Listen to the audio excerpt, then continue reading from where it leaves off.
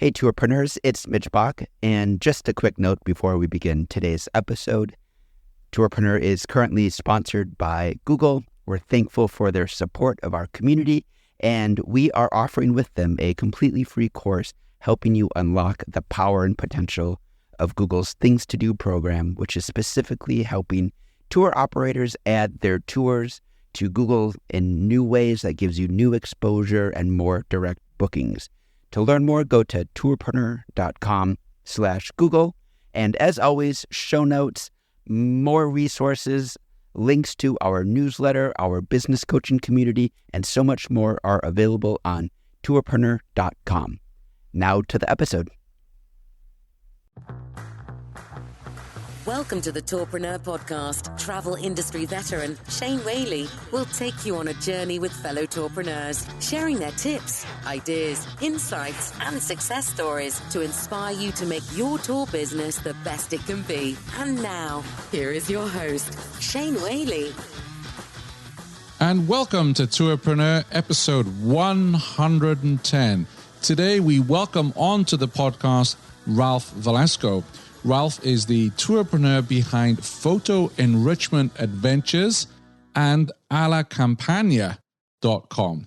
So Ralph has a very interesting story. He used to own restaurants, and he shares with us how he sat down one day when his lease was up on a restaurant that he was managing, got out his legal pad, one side the pros, the other side the cons, and he shares with us how he decided to move from being a restaurateur into running tours. He started with walk-in tours in his area, and then he grew his business to actually running multi-day tours in exotic places like Spain, Italy, including Georgia and Armenia. We talk about how he set up group tours to Cuba. So Ralph is doing this. I don't think we've had a tourpreneur interview quite like this before, because what Ralph is doing is he is connecting with tour operators in some of those regions, building out experiences, building out tours, and then going out and marketing that. So a little bit different. I definitely learned a lot on this interview with Ralph, and I think you will too. So all the show notes for today can be found at tourpreneur.com/110. And welcome to episode 110 of the Tourpreneur podcast to Ralph Velasco of PhotoEnrichment.com. And we'll test my Italian now, allacampagna.com. Is that correct? Right. Yeah. The name of my company is PhotoEnrichment Adventures and Alla Campagna Experiences. Absolutely. Brilliant stuff. So I'm really intrigued by your journey. For those who don't know, you started out running your own restaurants, correct? Yeah, I'm a third-generation restaurateur, and I've had several restaurants of my own. How did you go from running restaurants to running tours? Well, it's kind of interesting. Back in 2001 to 2004, I had my second restaurant, one in downtown Chicago, and I opened up just about 4 or 5 months right before 9/11. So I think it was May of 2001, and we all know what happened on September 11th. And so business was pretty tough for those first 3 years when I came up to the end of my initial 3-year lease. And I had to decide if I was going to sign for another 5 years and commit to this or do something else. Right around then was sort of the, I would call it the dawn of the digital photography age. And I've always been interested in photography and enjoyed film, and was getting into digital photography at the time and was thinking about creating some walking tours. And I thought that people would be interested in learning how to use these new digital devices. And so I put together 3 sort of 2-hour walking tours in downtown Chicago right as winter approached. And I realized probably not the best timing, but I was looking to move back to Southern California, where I had lived, I think, 5 or 6 years before. And so I thought that would be a great place to do these tours. So found a way to get back there and joined a friend of mine who had a financial services industry. And he said, why don't you get your licenses and come on out and work for me? And so I did just that, and I started my tours out there. But what I did, to back up just a little bit, I actually took a legal pad when I was deciding whether or not I should sign for that extra 5 years. And I took a legal pad, and on the left side, I wrote what I disliked about the restaurant industry.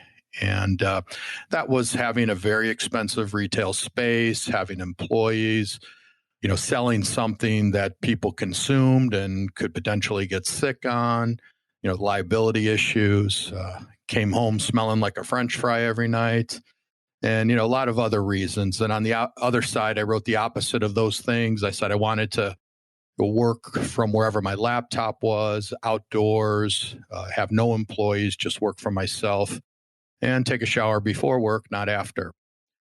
And so I decided that probably the tour business, something like that, was something that I wanted to dabble in. And it was fairly new at that time. A lot of people were doing photography workshops and things for years, but kind of these few hour tours and with digital photography was a fairly new thing.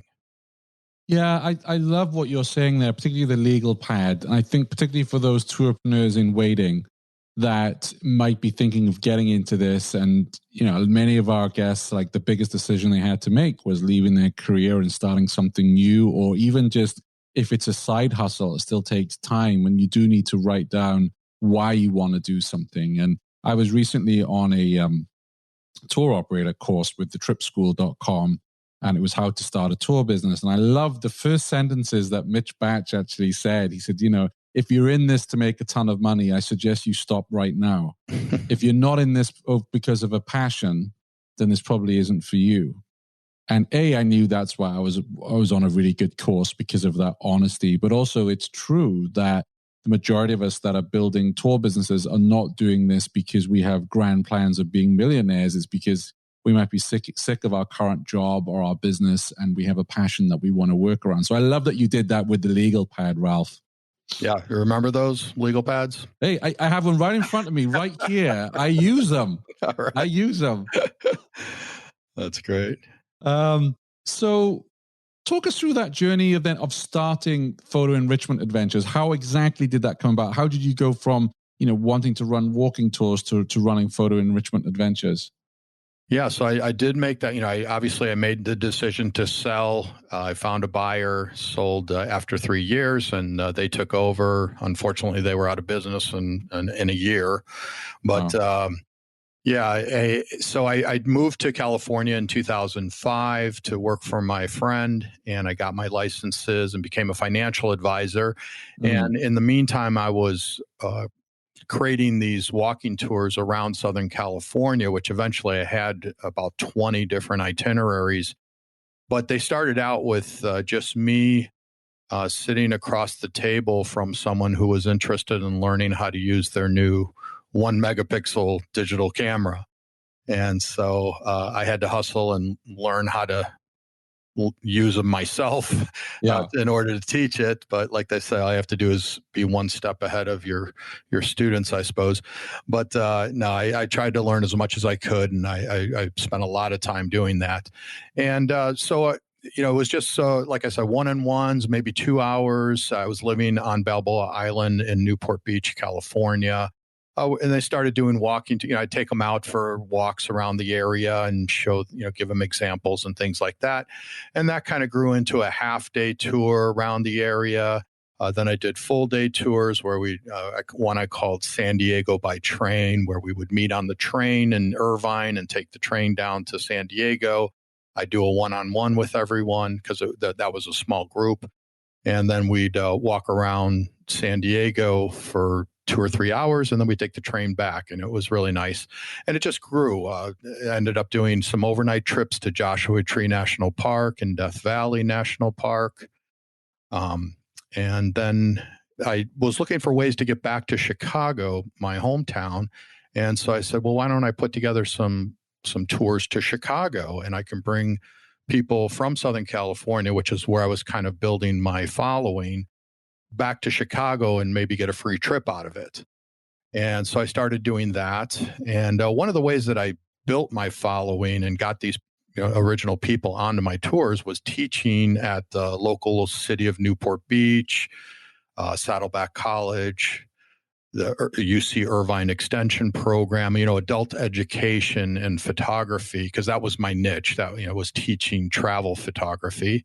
Right. And so that's kind of how I started that following and just building. So, brought groups back to Chicago, and then eventually in September of 2008, you probably all remember what happened then. We had the financial crisis. And so the day after that crash was when I went full time into being a tour organizer. And so that was, and I was a financial advisor, and that's why. And so actually that was the best thing that ever had happened to me was that financial crisis, even though I was a financial advisor, but I didn't enjoy it. I didn't like it. And it forced me to, pursue this thing and kind of burn all the bridges and say, I'm going to make this work come hell or high water. And then eventually my first international tour was to the Central European Christmas markets. And that was absolutely fantastic. So let me just take a step back there again. First of all, that's a heck of a leap in '08 to make that jump. And then how did you go from offering local-ish tours to then, taking another big leap to opening and creating tours on another continent? How did that actually come about? Yeah, so I was actually approached by a woman from one of the big tour companies, the big global tour companies. I think she found my website online, and she asked if I would like to bring groups, anywhere that they went, and they had a global brand. And it sounded fantastic. And what was great about it was that at that time, what we would be is a part of a bigger group. So I didn't have to, figure out the hotels and transportation and guides and everything. We were just a part of their bigger bus tour. So that was a really great way to sort of ease into this.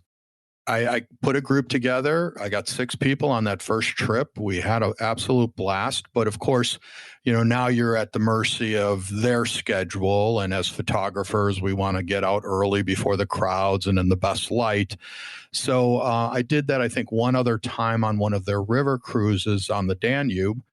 And I decided that wasn't quite what I wanted, our trips to be. I didn't want to be a part of a bigger group that I didn't have any control over. And eventually, I call this the pain in Spain. I'd been to Spain many times. I studied there in high school when I was 15 and been there quite a few times before this point. And I said, you know what, why don't we put together a trip to Spain? And I started, looking at, Madrid, Segovia, Toledo, and Barcelona. And so I started piecing this trip together myself. And as I'm sure you and your audience understand that it can get out of control. And so I realized that I had over 36 vendors that I dealt with between, 4 hotels and, one in each city, a different guide in each city, activities, meals, transportation, et cetera. And so, you're explaining yourself to these people over and over again who you are and why they should work with you. And that's when I decided, okay, the secret to this is working with a single tour operator in the destination who knows everyone. You explain yourself once, you got one point of contact, and that's kind of when things started to really take off. What would you say is your most popular tour? So I know you offer quite a few around the world. Well, I've done Cuba 18 times. Wow. So on a number, a number scale, that would probably be my most popular. What were some of the barriers around opening up? I imagine politically, that must have been quite tricky for you. Yeah, it was. And my first trip was in 2010. So I guess it was about 2009 that one of my students, we were sitting in my living room doing a one-on-one, and she said, have you ever thought about going to Cuba? And I said, well, I thought we couldn't go to Cuba. And she says, well, I guess I know there's some groups going in there. And at the time, I belonged to a group called the Circumnavigators Club. And I don't know if people have heard of it, but you had to have traveled around the world in a single journey, having crossed every one of Earth's meridians to qualify to belong to the group. And this was a group that was, I don't know, 80, 100 years old, started by, Shackleton. And I think, all these, big explorers when it was a big deal to travel around the world. Nowadays you just buy a round the world ticket, which is what I did back in 1988. And when I'd sold my first restaurant, and I traveled around the world by myself for 5 months, but that's how I qualified. And so I started getting some flyers from them saying that they were going to Cuba. So I looked up who the tour operator they were working with, and over a few months, I put together my first trip to Cuba, and it sold out with 16 people. Yeah. And so I felt like I was really onto something. And so this year is actually the first year I haven't gone to Cuba in 10 years. And I used to go 4 times a year with groups. Wow. How does the law stand right now? So forget COVID for a minute, which I know is hard to do, but because I thought now that US citizens couldn't go there, is it you can only go there if it's a group or educational or cultural? Exactly. Obama opened it up a bit, and it was easier to go on your own and in small groups. But as before, and now again, you have to go with a licensed program. And so that's what we do, and we have approved itineraries. And so there's a lot of hoops to jump through, but we've, having done it 18 times now, kind of have that figured out, and absolutely just have the most wonderful itinerary. I've got great friends down there. How did you create those relationships with the Cuban operators and vendors starting out? Yeah, it was really little by little, again, working with that tour operator that was doing that Circumnavigators Club trip. Yeah. I got in touch with them because their name was at the bottom of this flyer. And I knew I didn't want to go with the Circumnavigators Club. No, nothing against them, but I wanted to put my own group together. So I just contacted them directly, and we started a relationship. And I did only 2 trips with them. And then I found another tour operator. I'm not even sure how. Probably did 6 or 8 trips with them, and then found a different one. And now I really have a great, really sweet spot. And I've seen so many changes over there, both for the good and bad over the years.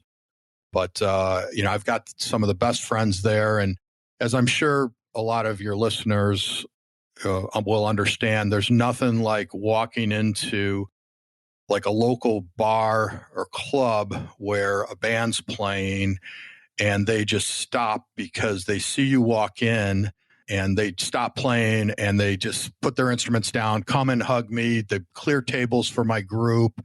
And, I look like a rock star, knowing these people. But those are the kinds of relationships that I had with almost everyone down there. And it was so much fun. So help me understand this thing, because it's a world that I'm not that familiar with. So you want to take groups, we're going to use Cuba as the example here. And then you reach out to a wholesale tour operator and say, hey, I want to bring X amount of people to Cuba and work with you. Is that how it works? And then they give you that price, which you then mark up? Yeah, I wish it was that simple. Yeah, I'm sure. I know it's not that simple. But you know what I did? That's pretty much what I used to do. Just reach out and say, I'm so-and-so, and I've got this company. We've been doing this for so long, and I'm looking to bring a group down. But what I realized was, and I would go do a scouting trip. I always scout my trips in advance. Yeah. And what I found was that, the first couple times I did that, they, of course, wanted to show me everything. Yeah. And I realized, okay, I've got to reel this in. And so I put together this 7-page document that I call my tour operator expectation list. And it lists everything that we want to do, things that we don't want to do, the kinds of hotels, the level of hotel and meals, and, just tells them exactly what I'm looking for. And this is the kind of trip that I want to put together. And it saves both of us a ton of time and money and wasted, showing me monuments or museums that I know, we're not going to necessarily do on my trips. Yeah. So that was a huge kind of step forward when I came up with that document. Now, and the tour operators, love it. They say, "Oh my God, I wish everyone would give me one of these." Yeah, I can imagine.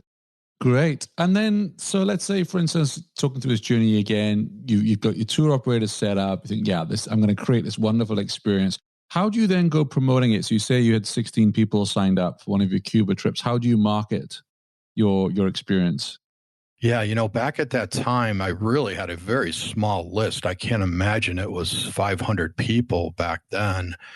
And, it was just word of mouth. It was getting in front of anyone that I could, any kind of audience that I could, whether it be a camera club or, teaching these courses. And I would do it with 2 or 3 people if that's all that signed up. Because I never knew who might know someone, or if they came on, it would still be worth it. I used to speak for free at the Orange County Fair. They had a big photography exhibit there. So, photography was my niche. So I tried to get in front of photographers and camera clubs and things like that. And I just talked to anyone and everyone that I could. I wrote a book that, still out there today. One of the hardest things I ever did, but that really helps to, give you that authority. And so that's kind of how I did it. A lot of word of mouth. You obviously do the organic marketing. Do you do any paid marketing? Do you work with OTAs at all? No OTAs. I've done some Facebook ads, but I don't think I've ever gotten an actual person to come on a trip from that. I do a lot of public speaking, again, trying to get in front of travelers.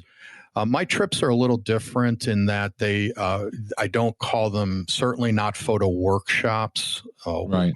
Which is very popular. But, work is a 4-letter word. We're there to have fun. Yeah. But I also don't even call them photo tours anymore. I call them cultural tours with a focus on photography.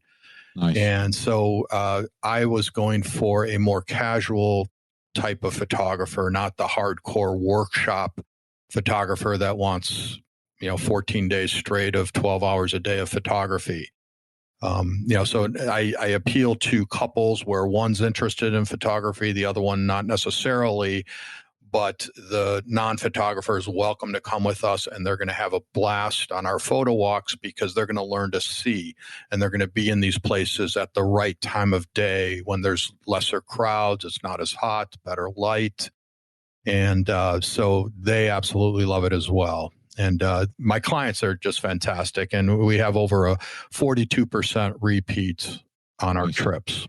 Yeah, I have to say, Ralph, I was looking at your website, and the one experience that, really called out to me was the treasures of Armenia and Georgia experience. That I'm a big fan of history. I read a lot of history. I've read a lot of history of the Soviet Union. I've never been out there. And I'm one of these travelers that, I can travel on my own, but I really like traveling with a group, with someone who knows what they're doing, especially in countries where I'm not familiar with the language, especially when the language is in Cyrillic. You can't, at least if it's a Latin alphabet, you can kind of work things out. So that experience really, I really like what you've put on there, the treasures of Armenia and Georgia. What's funny is that I could be wrong, but Armenia and Georgia don't even use the Cyrillic alphabet. Oh, really? Yeah, that's more like Serbia and Russia. Where when I went to Serbia, I've never been to Russia, I could kind of make out street signs and things because I was in a fraternity in college. Right. And so I could kind of make out some of the letters and spell things, pronounce things out.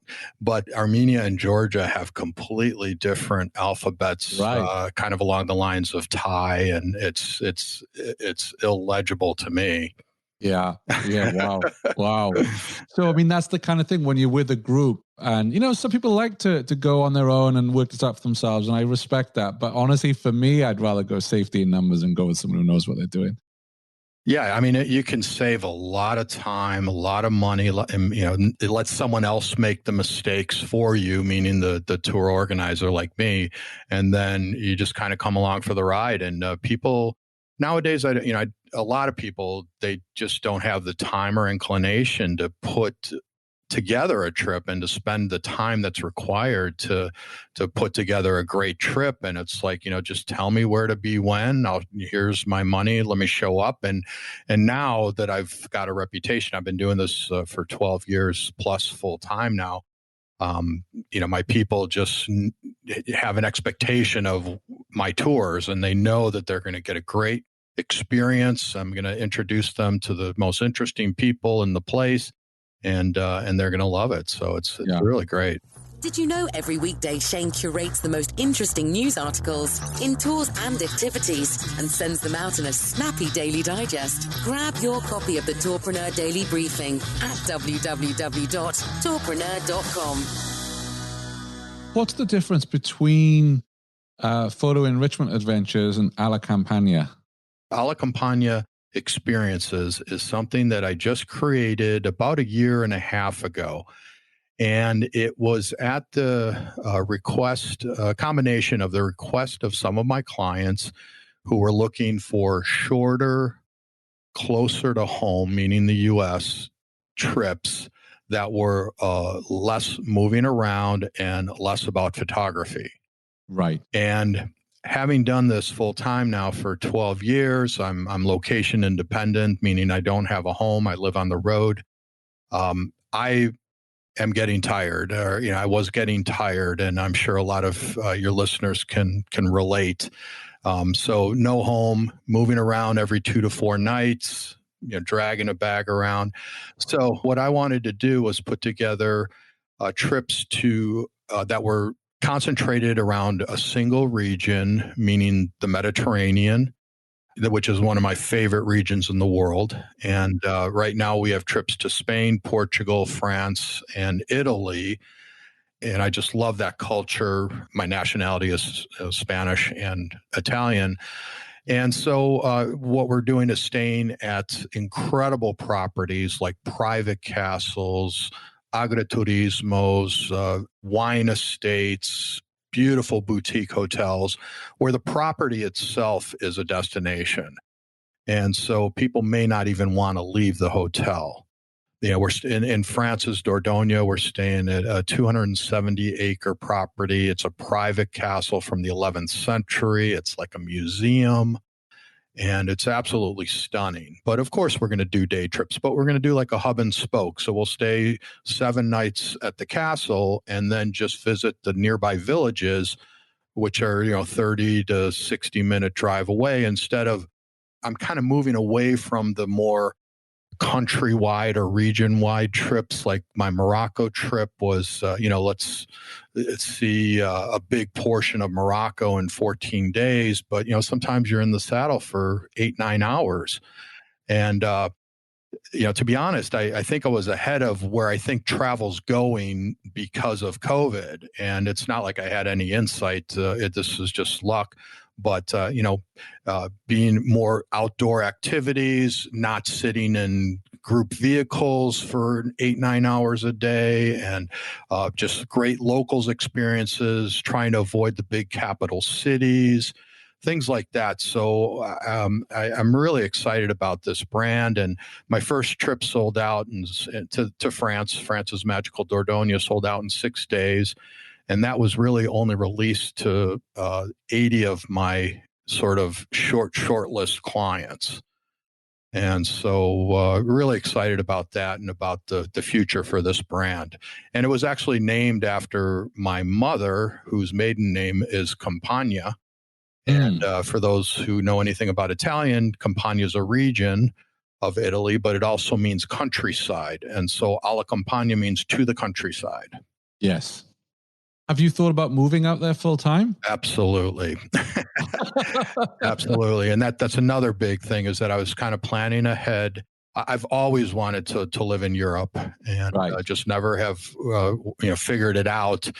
And in the next year or two, I hope to be over there permanently. I don't know that I'll have, I don't think I'll buy a house. I may not even, rent a place for long term, but I'd like to be 2-3 months in a place.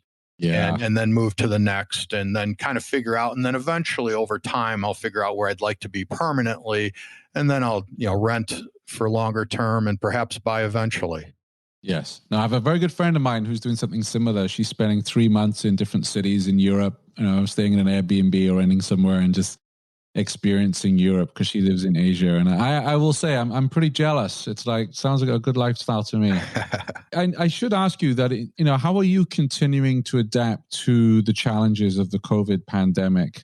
Yeah, it's been real tough. And being here in Chicago for the past 4 or 5 months has been great in a way, because it's allowed me to kind of just be in one place, actually unpack my bags, which I almost never do, even when I do come back to Chicago.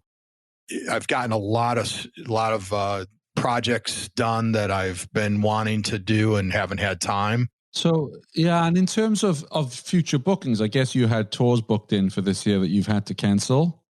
Yeah, absolutely. I just had to cancel Spain, France, and Armenia, Georgia for this fall, which I was hoping to sort of hang on to. And I had, real high hopes that I could salvage the fall 2020 travel season, and that's just not going to happen, unfortunately. So that's really, really tough to do, because I think I've only had to cancel one other trip in 12 years. Yeah. Though, everyone is understanding, because everyone understands the reasons why they have to be canceled. Exactly. Everyone's very disappointed about it, of course. Yeah, and I'm trying to create some local tours. As I mentioned earlier, I had the Chicago tour that I did when I was living in Southern California, and I did that about 12 times over the years. And a lot of my people are asking me to bring that tour back, but I just haven't over the last 3 or 4 years, because I like to do it in the spring and the fall when the days are a little bit shorter and the hotels are a lot less expensive, because they can get pretty expensive in Chicago in the summer. And so I'm bringing that tour back. I just did a scouting trip where I call it the Circle Tour of Lake Michigan, where we'll do a self-drive tour driving around Lake Michigan and see some of the gorgeous lighthouses and wineries in northern Michigan, which I didn't even know about, but it's absolutely stunning. So, trying to create some local experiences here. And how do you think you will market those? I've got a fairly good sized following here in Chicago, so I have a feeling it's going to mostly be locals. And so far, the people that have registered are all local Chicagoans, because they don't have to fly in. I have a fairly good size email list, so I do a lot of email marketing and Facebook, just posts on my Facebook. I don't do a lot of Facebook ads for the tours, and word of mouth. Sure. And in terms of your email list, how often are you keeping in touch with everyone on all of your subscribers? Yeah, probably not often enough, but about every 4 to 6 weeks, I'll get an email out. Unfortunately, I just moved from the Entreport system back to MailChimp for various reasons. And I have a course called Tour Organizer Training, where I teach people how to organize and lead their own special interest tours. But I've kind of let that go for a little while because I need to update it. And so I was using Entreport not only for email marketing, but also to sort of host that course. And it's extremely expensive, upwards of $500 a month. And so I went back to MailChimp, where I could just concentrate on the email marketing. And I need to get in front of my people more often with email marketing. Now I want to do some more blogging and also vlogging, and I'm starting a YouTube channel as well. Nice. In terms of the tour organizer training course, when do you envisage bringing that back? Yeah, probably realistically, maybe early next year. Right. Well, I'd love to invite you back on the show when it's up and running again, because that is a question we get a lot here at Tourpreneur. There's so many courses out there and so many people, selling these courses. I get asked all the time, what are the good ones? And, resources are scarce for tour operators right now. So I always want to steer our listeners in the right direction. So I'd love to invite you on the show next year to talk about your course and your training. That's wonderful. I appreciate that. Sure. What tools or apps are indispensable to you when it comes to running your business? Well, certainly an email marketing software, whoever that is. MailChimp, I like. They're the best that I've worked with so far. I think fairly easy to use, but I think you've got to have a great way to keep in front of people. Facebook. A little tip for people if they're not already doing it is I create a private Facebook group for every single one of my trips. Right. And I don't know if I'm sure other people are doing it, but it was something that I kind of came upon, 6-7 years ago and decided, you know what, this is a great way. I was sending out a lot of emails with a lot of information. I'm like, why don't I just create a private Facebook group for the people that are going to be on this trip? It's a way for them to get to know each other, even just virtually before the trip, which is so important. And it's a way for me to disseminate information. They can share information with each other. I can answer questions. On the trip, we can share images. After the trip, we can continue the conversation. And so Facebook groups are a wonderful thing. So I've probably got 80 or 90 groups that are going in various, some of them are very still active, other ones not so much.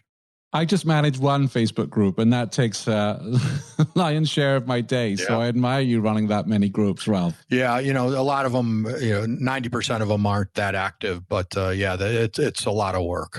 Because we always do a meet and greet in the location on the first day that we get there, and then we have a welcome dinner, and I have everyone introduce themselves and where you're from, what you do, what you did, and why you decided to come on this trip. But talk about being able to have people sort of feel like they know each other when you set up this group 3-4 months in advance, and there's already conversations going back and forth. Now I'm doing Zoom meetings with. And I've done this for 3-4 years where, doing Zoom meetings or that type of meeting with the group so everyone could see each other's faces. And you start to build a rapport with each other even before you step foot in the destination. And It really makes for a wonderful trip because you feel like you know each other. Looking at the business you've created and the experiences, obviously you've had to come up with a price for the tours, and that's working with the various vendors and operators and working in margin. What advice would you, or what's been your biggest learning when it comes to setting prices for tours? Because again, that's another question we get a lot here at Tourpreneur. On that first trip to the Central European Christmas markets, I was probably like everyone else who starts out in this business, and you think, boy, if I could just get my own trip paid for, I'd be happier than a clam, right? Right. And so I just added, I think, $99 margin onto that trip per person. And of course, back at that time, I had no idea of all the additional things before and after the trip that I would be charged for. So of course I lost money at that rate. But I've come up with a very detailed spreadsheet that takes into account all my pre-trip expenses, scouting expenses, any post expenses that there might be, and then adding a margin onto that. And I've made every mistake that you could make with that spreadsheet. It's a work in progress. It's constantly being added to or, tweaked. But, it's a matter of what you value your time at. And don't forget when I talk about scouting every trip in advance. And, I still don't really charge for my time, those 2 weeks of my time that it took to scout that trip in advance. But I used to not even charge for what the scouting trip cost me. And I said, this is silly. I mean, that's a real cost. And I need to get that back if I'm, going to make any money and make a business out of this. So people should realize that, you got to take into account all those costs. And then I spread them over 1, maybe 2 trips per person. And so try to get those costs back over 1 or 2 trips. And then, 3, 4, 5 trips after that, the margins go way up. Yeah, absolutely. Ralph, well, thanks for sharing some of your knowledge and wisdom with us today. It's definitely a unique style of tourpreneurial business than we've heard on the podcast before. So thank you for reaching out to me. Where can people find your tours and experiences online? Sure. So PhotoEnrichment.com and AllaCampagna.com. And they can also check in with me at Ralph Velasco and at PhotoEnrichment on all the social media networks. Would love to connect with people. Marvelous. And I will add all those links to the show notes, which you can find at tourpreneur.com/110. Thank you, Ralph. Thank you so much, Shane. Thank you for everything that you do. Appreciate it. Thanks for listening to the Tourpreneur podcast. Be sure to visit tourpreneur.com to join the conversation and access the show notes, including links to the resources mentioned on today's episode. This is Tourpreneur.